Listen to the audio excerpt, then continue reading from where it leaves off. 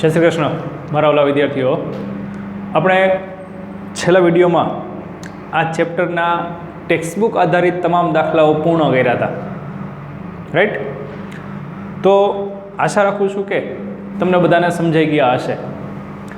આ વિડીયોમાં આપણે હેતુલક્ષી કયો તો હેતુલક્ષી અને એક્સ્ટ્રા પ્રશ્ન કયો 2 માર્કવાળા, તો તે પ્રકારના પ્રશ્નોને આ વિડીયોમાં આપણે શીખવાના છીએ. જનરલી જોવા જઈએ તો પેપર સ્ટાઇલ એમ કહે છે બ્લુ પ્રિન્ટ મુજબ કે આ ચેપ્ટરમાંથી આપણે 6 માર્કનું પૂછાય છે. હવે 6 માર્ક એટલે કઈ રીતે? તો કે 2 + 4, આ તમને શરૂઆતમાં લખાવેલું છે. 2 + 4 નો અર્થ 2 માર્કનો એક દાખલો અને 4 માર્કનો એક પ્રશ્ન. એનો અર્થ કે હેતુલક્ષી પ્રશ્નો આમાં પૂછવાની શક્યતા નહીવત છે. જો શબ્દ વાપરું છું, નહીવત. નહીં જ હોય એમ નથી કહેતો, એટલે બંને પ્રકારે આપણે તૈયારી રાખવાની. કારણ કે બ્લુ પ્રિન્ટમાં 6 માર્કની આપણા માટે જોગવાઈ કરેલી છે કે આ ચેપ્ટરમાંથી 6 માર્ક પૂછાવાના છે. તો હવે આપણે જે એક્સ્ટ્રા દાખલા ગણવાના છીએ તેને 2 રીતે લેશું. એક તો હેતુલક્ષી પ્રશ્નો રીતે, અને દાખલામાં પૂછાય તો પણ આપણને આવડી જાય તે મુજબ આપણે આ ચેપ્ટરમાં એટલે કે આ વિડીયોમાં આપણે થોડાક પ્રશ્નોનું ચર્ચા કરીશું. તો પહેલો પ્રશ્ન જેમાં રકમ છે, ત્રિકોણ ABCમાં ખૂણો B 90 અંશનો છે. BM એ વેધ છે. જો AM - CM બરાબર 10 અને AB વર્ગ ઓછા BC વર્ગ બરાબર 260 હોય તો AC શોધો. હવે આકૃતિ પહેલા જોઈએ તો આકૃતિ આવી કંઈક છે એની, આ રીતે. કયો ખૂણો કાટખૂણો કહી દીધો છે આપણને? તો કે B ખૂણો કાટખૂણો કીધો છે. તો આ ત્રિકોણ થઈ ગયો આપણા માટે ABC. B ખૂણો કાટખૂણો, BM વેધ કીધો છે તો આ વેધ દોરવો પડે. આ BM વેધ થઈ ગયો. કાટકોણ ત્રિકોણના કર્ણ પર વેધ દોરવામાં આવે તો આપણને ખબર પડવી જોઈએ શું આવશે. પ્રમેય નંબર 6.7 બહુ જ અગત્યનો છે મિત્રો, યાદ કરજો. આપણે જે તે વિડીયોમાં મેં સાબિતી પણ લખાવી હતી અને સાથે સાથે થોડાક અગત્યના પોઈન્ટ્સ પણ લખાવ્યા હતા એને આધારે એ જ વિડીયોમાં જોજો તમે. 6.7ની સાબિતી આપી હતી અને તેને આધારે બોક્સ કરીને મેં સૂત્ર કીધા હતા કે આ સૂત્ર તમારે યાદ રાખવા. તો તેનો ઉપયોગ અહીંયા કરવાનો છે આપણે કે AM - CM, AM અને CM ની બાદબાકી 10 છે. AB વર્ગ ઓછા BC વર્ગ, આ બાજુનો વર્ગ અને એમાંથી BC નો વર્ગ બાદ કરો છો તો જવાબ મળે છે 260. કઈ બાજુનું માપ કેટલું છે કાંઈ નથી આપ્યું અહીંયા આપણને. સરવાળાનો કે બાદબાકીનો સંબંધ આપેલો છે ને તે પરથી AC એટલે કે કર્ણ શોધવાનો છે. અહીંયા આપણે જોવા કર્ણ શોધવાનો છે. તો કેમ મળે તે જોઈએ. અહીંયા એની આખી ગણતરી હું તમને દર્શાવીશ કે ત્રિકોણ ABCમાં ખૂણો B બરાબર 90 અંશ છે અને BM લંબ AC છે. તો પ્રમેય 6.7 મુજબ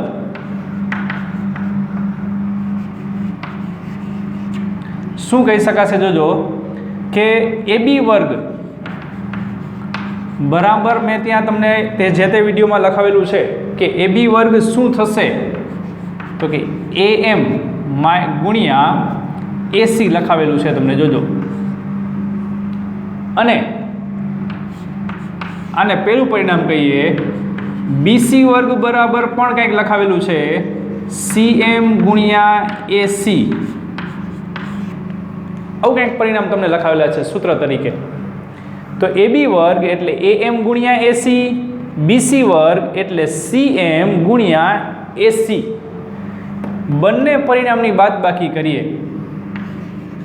તો અહીંયા બંને સમીકરણની બાદબાકી લેતા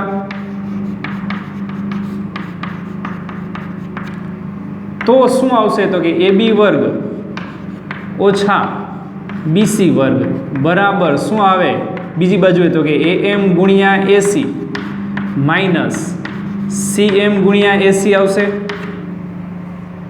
બંનેની બાદબાકી કરવાની છે, ડાબી બાજુની બાદબાકી અને જમણી બાજુની બાદબાકી સમાન થાય. અહીંયાથી આપણે એસી કોમન નીકળે છે, જુઓ બંનેમાંથી, તો એસી કોમન કાઢીએ તો કૌંસમાં શું વધે છે, તો કે AM માઇનસ CM વધે છે. હવે તો આની કિંમત તો આપી દીધી છે, AB વર્ગ ઓછા BC વર્ગની કિંમત આપી દીધી છે. કેટલા છે, તો કે 260 મૂકી શકો અહીંયા. AM માઇનસ CM ખબર છે 10, તો AC શોધી શકો ને. તો તેથી 260 બરાબર AC કૌંસમાં છે 10. આ 10 બીજી બાજુ ક્યાં જશે, તો કે છેદમાં 260 છેદમાં 10 બરાબર, તો AC બરાબર મળે આપણને 0 કેન્સલ કરીએ એટલે 26 એકમ મળે છે. આ રીતે કણોનું માપ મળે. જો આ સહેલામાં સહેલી રીત કીધી તમને, ખ્યાલ આવી ગયો. આ સહેલામાં સહેલી રીત આ છે, આનાથી સહેલી રીત નથી. હા, તમે માની લો કે એમને સૂત્રનો કરતા બનાવો અને 10 વત્તા CM લખો અને આમાં કરતા બનાવો અને કંઈક અલગ વસ્તુ કરો અને પછી ગોટે ચડવો છે, પછી સર યાદ આવે કે આપણે હવે સરને પૂછીએ કે આમાં આમ થઈ શકે કે ન થઈ શકે, કારણ કે આટલું બધું ઘણું બધું આગળ વયા ગયા હોય તમે, પછી પાછું વળવું છે ને મુશ્કેલ હોય.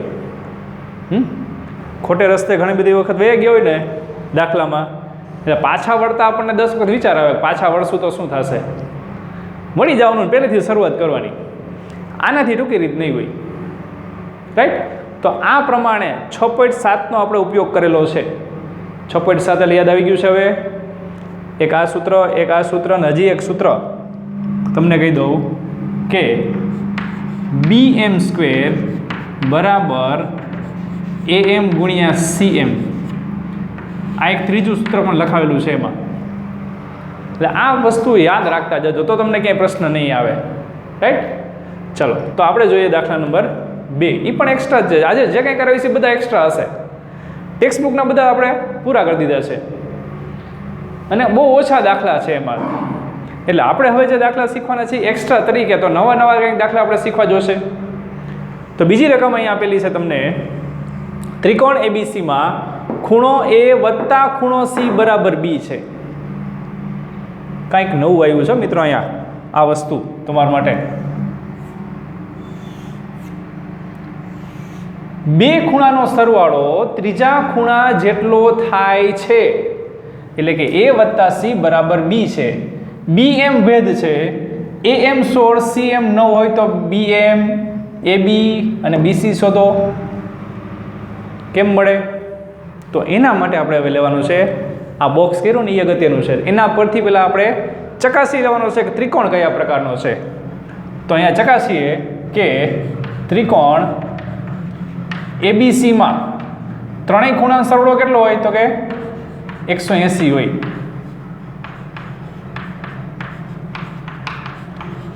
હવે તો કે A વત્તા C બરાબર શું આપ્યું છે આપણને, તો કે B. તો તેથી A અને C ના સરવાળાની જગ્યાએ તમે B ખૂણો લખી લખો, અને B ખૂણો તો હજી એક છે જ, બરાબર કેટલા થાય, તો કે 180, રાઈટ. A વત્તા C બરાબર B ખૂણો છે, તો A વત્તા C ની જગ્યાએ B ખૂણો મૂક્યો અને B ખૂણો તો ઓલરેડી છે જ ત્યાં, તો B પ્લસ B થશે 2 ખૂણો B બરાબર 180. તો તેના પરથી આપણને ખૂણો B મળે છે 180/2. તો 180/2 એટલે ખૂણા B નું મૂલ્ય મળે 90 અંશ. એનો અર્થ કે આ ત્રિકોણ કાટકોણ ત્રિકોણ છે. આનું કામ છે આપણે ખાસ તો, કે કાટકોણ ત્રિકોણ છે કે નહીં. હવે કાટકોણ ત્રિકોણ મળી ગયો અને BM વેદ છે. આકૃતિ પાછી ફરી આવી જ કંઈક આવશે. જો આ કાટકોણ ત્રિકોણ લઈએ, B ખૂણો કાટખૂણો, જેમાં BM વેદ લઈએ, રાઈટ. આ કાટખૂણો છે, આ કાટખૂણો છે. હવે તમને માપ આપેલા છે AM 16 એટલે આ 16 છે અને CM 9 છે. તો આ ત્રણ માપ શોધવાના છે. ત્રણ માપ શોધવા માટે આપણે સૌથી પહેલા AC નું માપ શોધી લઈએ. તો AC એટલે AM વત્તા CM થાય. તો તે પરથી 16 વત્તા 9 કેટલા થશે? તો કે 25. કર્ણનું માપ મળી ગયું 25 છે. કર્ણ એટલે કેટલું થશે? 25. હવે શું કરવાનું? તો કે 3 તમને અલગ અલગ સૂત્ર લખી દીધા છે. ત્રણેયનો વારા પરથી ઉપયોગ કરો. જો પેલું લઈએ, AB² બરાબર શું આવશે? તો કે AM ગુણ્યા AC. AM ગુણ્યા AC. AM નું માપ કેટલું છે? તો કે 16. 16 ગુણ્યા 25 ગુણાકાર ન કરાય. શું કરવાનું? તો કે ડાયરેક્ટ વર્ગમૂળ લઈ લેવાય. 16 નું વર્ગમૂળ 4, 25 નું વર્ગમૂળ 5, કારણ કે અહીંયા AB² છે. તો AB મળી ગયો આપણને. કેટલું મળે છે? 5 ચોક 20. આ એક માપ મળ્યું. હવે BC જોઈશે, તો BC મેળવીએ. તો એના માટે BC² બરાબર તો કે CM ગુણ્યા AC.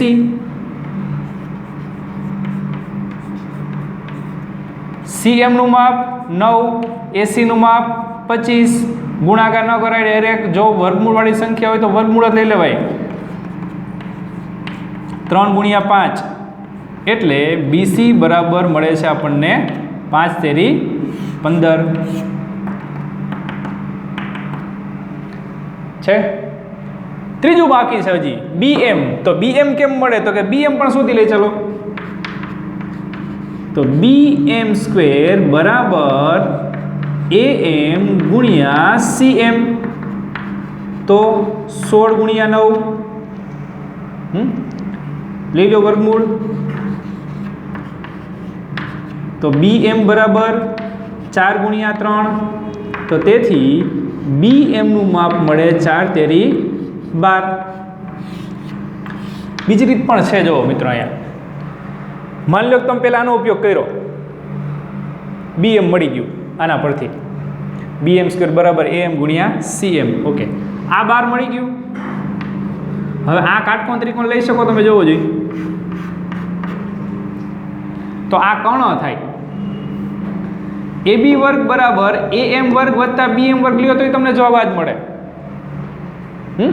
અને એવી રીતના બીજો કાટકોણ ત્રિકોણ લઈ લ્યો આ બાજુનો, આ જે છે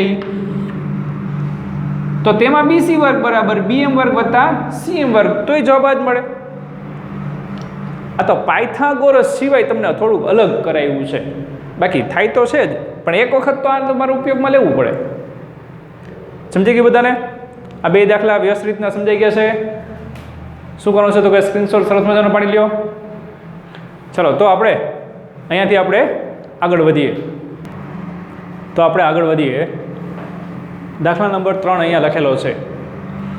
દાખલા નંબર 3માં એમ કીધું છે કે ત્રિકોણ XYZ માં ખૂણો y 90° છે, ym વેધ છે. જો xm બરાબર વર્ગમૂળમાં 12 અને zm બરાબર વર્ગમૂળમાં 3 હોય તો ym શોધો. જોઈએ આકૃતિ. તો આ મુજબ આકૃતિ થાય કે આ કાટકોણ ત્રિકોણ છે.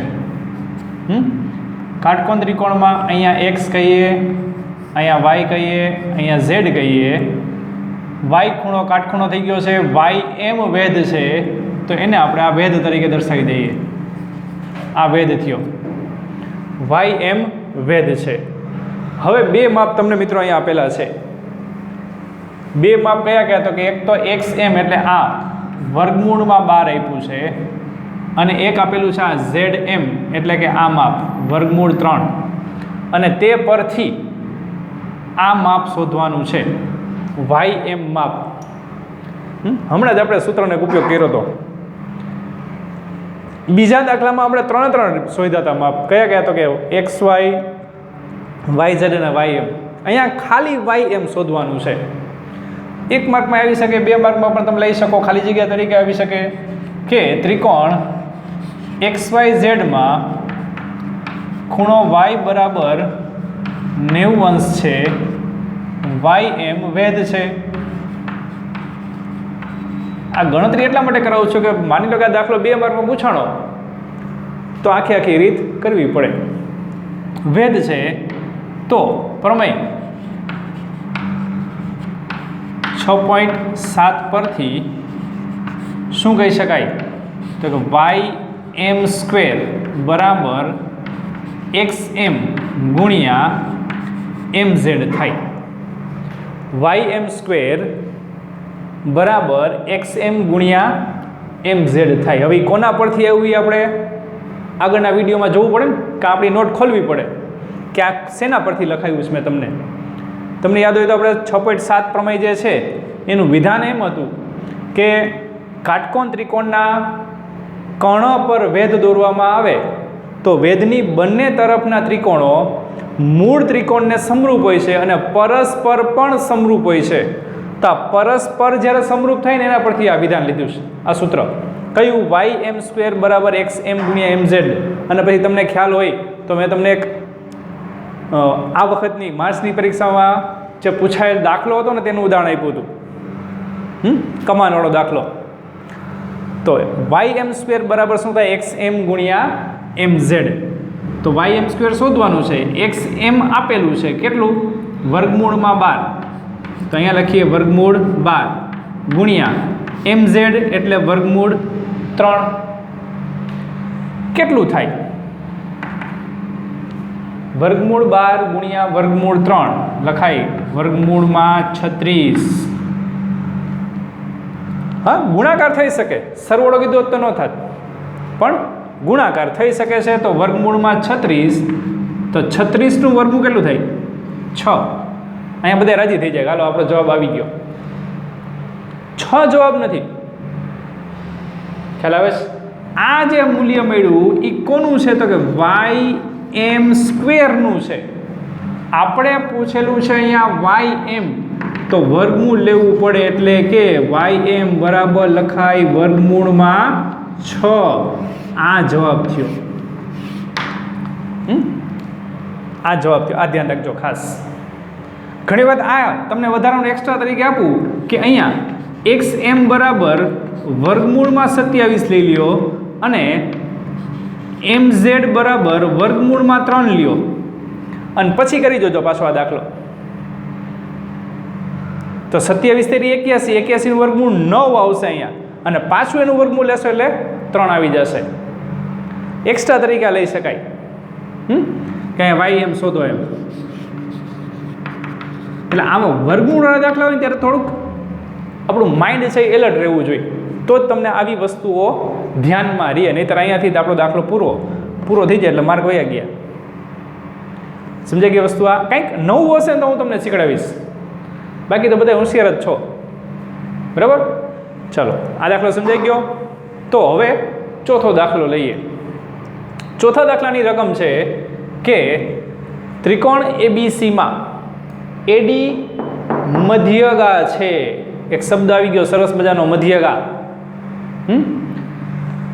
જો AB વર્ગ વત્તા AC વર્ગ બરાબર 200 આપેલું છે અને BC બરાબર 12 હોય તો AD શોધો. સરસ મજાનો દાખલો છે આ, પણ ડાયરેક્ટ જો તમને પરીક્ષામાં પૂછવાનું હોત તો ન ખબર પડે. પણ અગાઉના વિડીયો તમે જોયા હોય અને એનો પૂરેપૂરો તમે નિષ્કર્ષ કાઢેલો હોય, જેટલું મેં કીધું છે એ તમે યાદ રાખેલું હોય, નોટમાં લખેલું હોય, તો તમે આ દાખલો ગણી શકો. બાકી ગણાવી જ ન શકો, બાકી ધોરું થઈ ગયું. અહીંયાથી શું થાય તો કે મધ્યગા શબ્દ આપ્યો છે અહીંયા આપણને, અને મધ્યગા શબ્દ આવે એટલે મેં તમને કીધું હતું એપોલોનિયસ પ્રમેય લાગુ પડે છે. તો અહીંયા આકૃતિ જોઈએ કે આ પ્રમાણે કંઈક થશે.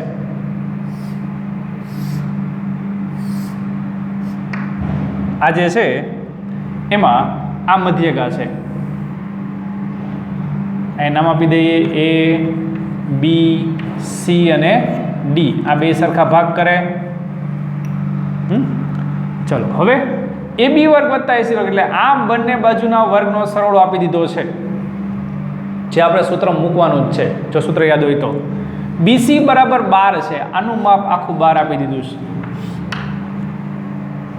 તો BD કેટલું થાય અને CD કેટલું થાય તો કે D બિંદુ છે એ BC નું મધ્ય બિંદુ છે, અને મધ્ય બિંદુ હોય તો રેખાખંડના બે સરખા ભાગ કરે, એનો અર્થ કે આનું માપ 6 છે અને આનું માપ પણ 6 છે.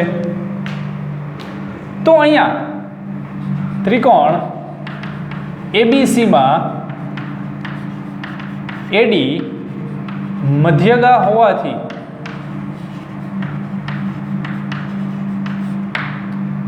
એપોલોનિયસ પ્રમેય મુજબ લેશું આપણે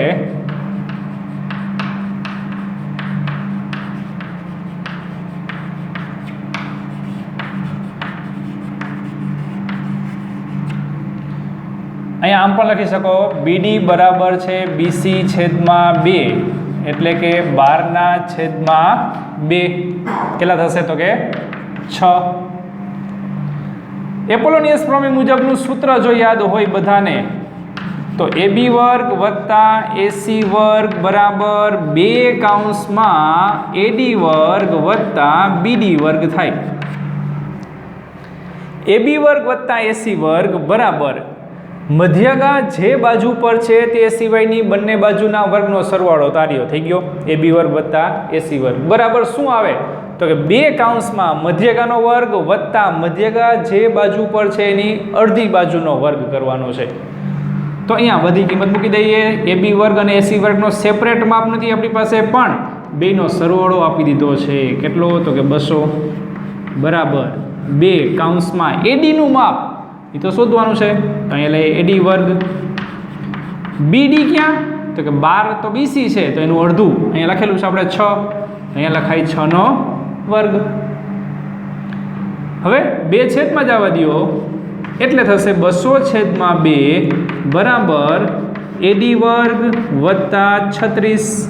6 નો વર્ગ કેટલા થાય તો કે 36 છેદ ઉડાડો એટલે અહીંયા કેટલા આવશે 100. 100 - 36 બરાબર AD વર્ગ થયું. તો AD વર્ગ બરાબર બાદબાકી કેટલી આવે 64. જો બાદબાકી 64 આવે તો એ તો વર્ગ છે, આપણે શોધવાનું છે AD. એનું માપ કેટલું થઈ ગયું 8. અહીંયા પ્લસ માઇનસ ન લખાયો, દ્વિઘાતમાં લખાય, અહીંયા ન લખાય. શું કામ ન લખાય? કારણ કે AD શું છે મધ્યગા છે ને મધ્યગા એટલે ત્રિકોણના અંદર આવતી બાજુઓના માપ છે એ હંમેશાને માટે પ્રાકૃતિક સંખ્યામાં જોઈ, એ ક્યારેય અલગ અલગ ન હોય. એટલે AD બરાબર કેટલા આવશે 8. વર્ગ લીધો આપણે અહીંયા. આ સમજાઈ ગઈ વસ્તુ. તો આ પ્રમાણે એપોલોનિયસ પ્રમેયનો ઉપયોગ થઈ શકે, જેમાં અલગ અલગ વસ્તુમાંથી આ 1 2 3 અને 4 માંથી કોઈ પણ 3 માપ આપેલા હોય તો ચોથું શોધી શકાય. એ વસ્તુ યાદ રાખવાની એમાં. પણ એ ક્યારે શોધી શકો છો? જ્યારે આ સૂત્ર તમને ખબર હોય તો. અહીંયા તમને જે લખી દીધું છે આ સૂત્ર યાદ હોય તો કાંઈ પ્રશ્ન ન આવે. એટલે 4 માંથી કોઈ પણ 3 ના માપ આપેલા હોય તો ચોથી વસ્તુ શોધી શકાય છે, એટલે કે ચોથી બાજુનું માપ શોધી શકાય છે. આ એપોલોનિયસ પ્રમેયનો ઉપયોગ થયો આ પ્રમાણે. તો ત્યારબાદ આગળ વધીએ, દાખલા નંબર 5માં જઈએ. દાખલા નંબર 5ની રકમ છે કે ત્રિકોણ એબીસીમાં M અને N એ અનુક્રમે AB અને AC પરના બિંદુઓ છે, જેથી શું થાય છે તો કે MN સમાંતર BC કીધું છે. આ શરત આપેલી છે, MN સમાંતર BC થાય છે. એવી રીતના M અને N બિંદુ આવેલા છે. ક્યાં તો કે AB અને AC પર. મધ્ય બિંદુ નથી કીધો, ખાસ જોજો, ખાસ બોલું છું, મધ્ય બિંદુ નથી, ખાલી બિંદુઓ છે.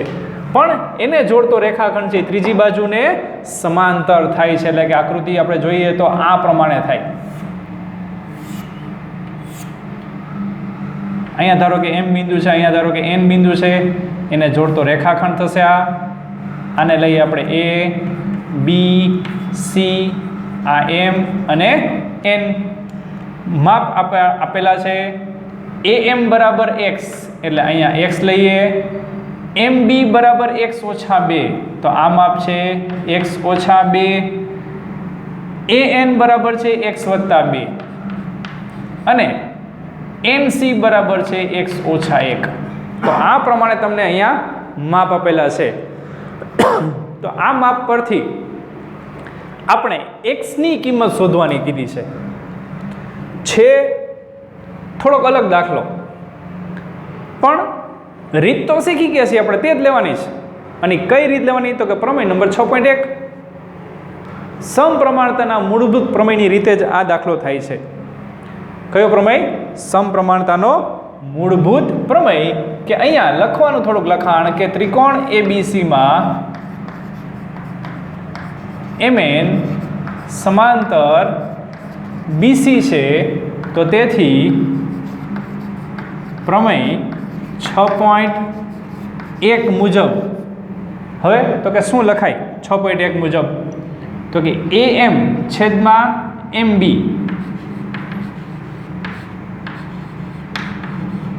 બરાબર આવશે AN છેદમાં NC.